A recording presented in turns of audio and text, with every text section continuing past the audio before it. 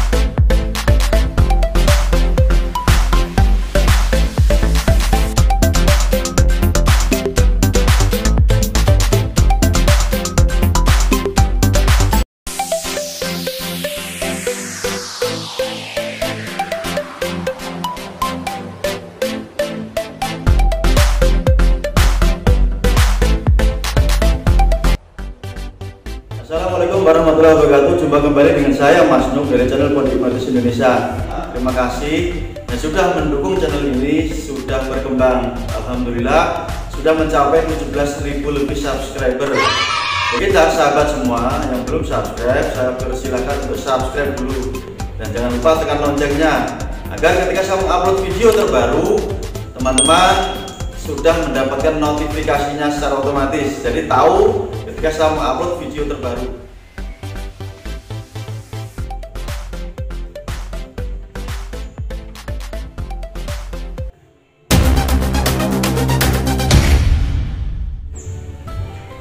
Tema apa yang saya bawakan di video kali ini yaitu tentang potensi bawah sadar. Salah satunya adalah bagaimana cara menggunakan kekuatan alam bawah sadar kita untuk mengontrol pikiran kita, teman-teman.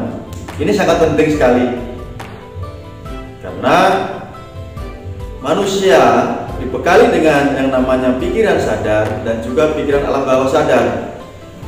Dan masih banyak yang belum tahu dan belum paham bahwa segala sesuatu dalam kehidupan kita diputuskan oleh yang namanya pikiran alam bawah sadar, bukan pikiran sadar. Dan kebanyakan yang terjadi ketika pikiran manusia itu cenderung adalah melompat-lompat atau meloncat ke sana kemari. Yang saya maksud adalah misalkan saat teman-teman dalam kondisi yang duduk santai tiba-tiba teringat kenangan masa lalu, artinya teman-teman ini pikirannya lagi atau sedang melakukan lompatan ke masa lalu. Misalkan masa lalu tersebut adalah masa lalu yang tidak menyenangkan, bisa jadi saat itu juga teman-teman ini merasa sedih, merasa galau, kadang bisa menangis, dan juga kadang malah membuat teman-teman ini tidak semangat karena energi negatif yang di masa lalu ini ditarik ke masa sekarang. Ini yang dimaksud dengan pikiran meloncat ke belakang atau ke masa lalu. Dan sebaliknya, pikiran manusia juga bisa meloncat ke depan. Misalkan apa? Teman-teman kadang juga bisa memikirkan hal-hal yang belum terjadi, tetapi Teman-teman sudah bisa menyimpulkan ketakutan-ketakutannya. Misalkan teman-teman berpikir seperti ini, jangan-jangan nanti kalau ini bagaimana ya, misalkan ada wabah corona seperti ini, nanti terus nasib anak istri saya bagaimana, terus masa depan mereka bagaimana, dan sebagainya. Teman-teman terlalu pintar untuk memprediksi sesuatu yang jauh di depan, padahal kejadian tersebut, satu, belum tentu terjadi. Yang kedua, kejadian tersebut masih belum terjadi, bahkan kadang-kadang tidak pernah terjadi. Nah, dua sisi tadi, yang pikiran meloncat ke belakang, ke masa lalu, atau pikiran yang meloncat ke depan, yang efeknya membuat teman-teman menjadi cemas, menjadi galau, menjadi resah. Ini adalah suatu problem yang harus segera diatasi, karena akan mempengaruhi kehidupan nyata teman-teman di saat ini, di hari ini. Salah satu caranya adalah dengan cara yang dinamakan meditasi. Nah, pengertian meditasi, banyak orang yang berpikiran seperti ini. Cara meditasi itu macam-macam, ada ribuan teknik meditasi. Ya, saya bahas di sini bukan tekniknya, bukan caranya, tetapi yang dimaksud dengan kondisi meditasi. Kondisi meditasi adalah masuk dalam kondisi meditatif, kondisi tenang, kondisi nyaman, kondisi damai. Kondisi saat ini itu adalah kondisi meditatif, teman-teman.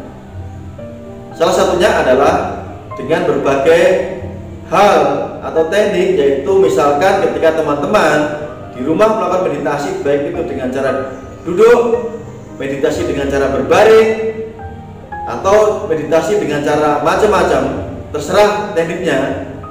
Salah satunya adalah dengan cara memfokuskan keluar masuknya nafas.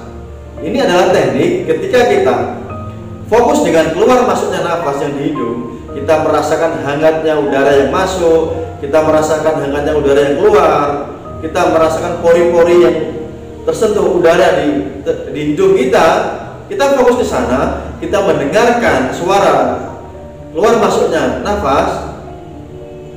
Itu sangat membantu teman-teman untuk mencapai yang namanya kondisi meditatif, yaitu kondisi yang sekarang. Karena saya pribadi tidak setuju jika yang namanya meditasi itu harus pikiran kosong.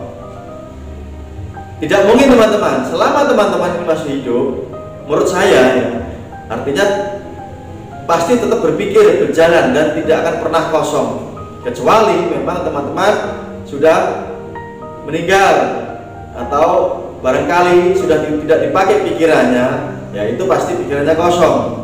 Tapi jika teman-teman masih bernafas dan hidup, artinya teman-teman masih menggunakan pikirannya, dan itu pasti tidak akan pernah kosong, teman-teman. Yang benar menurut saya adalah kondisi meditasi adalah bagaimana kita membawa kondisi ke dalam sekarang, saat sekarang. Kita fokus dengan satu hal, itu adalah meditasi. Fokus terhadap satu hal. Saya berikan contoh tadi ketika berlatih meditasi, dengan kita fokus dengan masuk keluarnya nafas, maka kita fokus pada satu hal tersebut, yaitu keluar masuknya nafas. Itu adalah kondisi membantu kita untuk meditatif.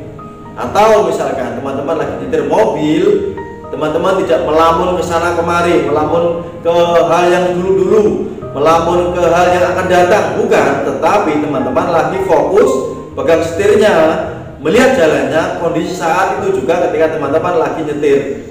Itu adalah juga dinamakan kondisi meditasi. Tujuannya apa meditasi? Tujuannya adalah agar kita berlatih untuk mengontrol pikiran kita sendiri. Karena kebanyakan justru kita yang dikontrol atau dikendalikan oleh pikiran, dan itu sangat-sangat berbahaya.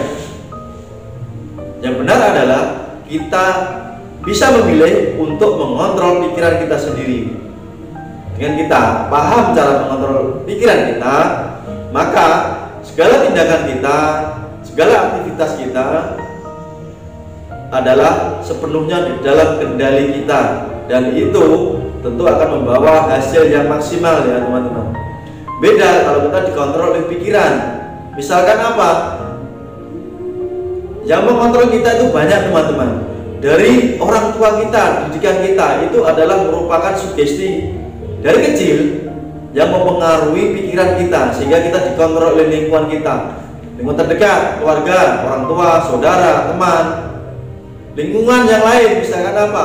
Media apa?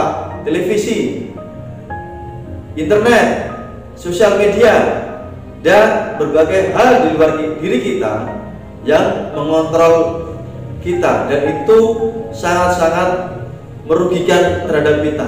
Saya berikan contoh yang real. Saat ini terjadi yang namanya pandemi corona atau COVID-19. Nah, banyak media-media baik di media HP seperti ini yang membahas setiap hari tentang corona. Ada kematiannya, jumlah yang meningkat, dan hal yang lain-lainnya. Itu berdampak terhadap pikiran kita dikontrol oleh informasi dari luar. Akibatnya apa? Di rumah mereka ketakutan, cemas, dan lain sebagainya, yang berakibat terjadi yang namanya penurunan terhadap imunitas tubuh, dan otomatis kinerja kita juga akan menjadi turun teman-teman. Yang benar adalah kita bisa sepenuhnya untuk mengontrol diri kita, karena kita adalah raja di dalam tubuh kita sendiri dan pikiran kita sendiri. Kita adalah pengendali tubuh dan pikiran kita sendiri.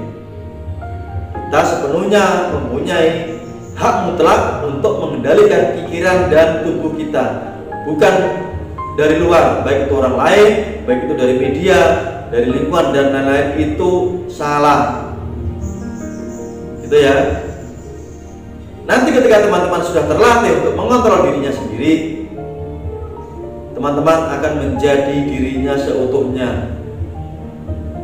Menjadi dirinya sendiri itu sangat menyenangkan, karena teman-teman bisa melakukan apapun sesuai dengan hati nuraninya, sesuai dengan kesenangannya, sesuai apa yang kita pikirkan sendiri, bukan dari hasil informasi luar atau pengaruh dari luar. Dan itu akan jauh lebih maksimal teman-teman. Seperti saya contohnya, ketika saya membuat konten tentang YouTube, banyak sekali yang masuk WA atau komen di kolom YouTube di video, "Mas request tema ini, Mas request ini, Pak request ini, Pak bahas ini, bahas ini." Nah, ketika saya menuruti permintaan itu, maka saya sudah dikontrol oleh media, baik itu WhatsApp, baik itu komentar di YouTube. Tetapi saya tidak teman-teman, saya tetap melakukan sesuai dengan apa yang saya pikirkan dan saya ingin berikan, atau saya ingin buat video di YouTube ini sesuai dengan keinginan saya pribadi, sehingga ketika saya membuatnya saya enjoy, saya nyaman, saya tidak merasa ditekan oleh pihak luar. Begitu ya, ini kuncinya. Jadi mulai sekarang teman-teman berlatih yang namanya meditasi. Lakukan berulang-ulang, baik itu ketika bangun tidur atau menjelang tidur. Ini masa atau timing yang efektif untuk melatih meditasi. Ketika dilatih dari hari ke hari, manfaatnya adalah kita nanti akan sangat mahir untuk mengontrol pikiran kita, mengendalikan kita seutuhnya, dan kita akan menjadi pribadi yang jauh lebih kuat, lebih hebat, lebih berdaya, lebih kreatif, lebih semangat. Gitu teman-teman. Semoga video singkat ini bermanfaat. Sampai berjumpa di video saya berikutnya. Salam hormat dari saya Mas Nuh. Sampai berjumpa di video berikutnya. Assalamualaikum warahmatullahi wabarakatuh. Dadah.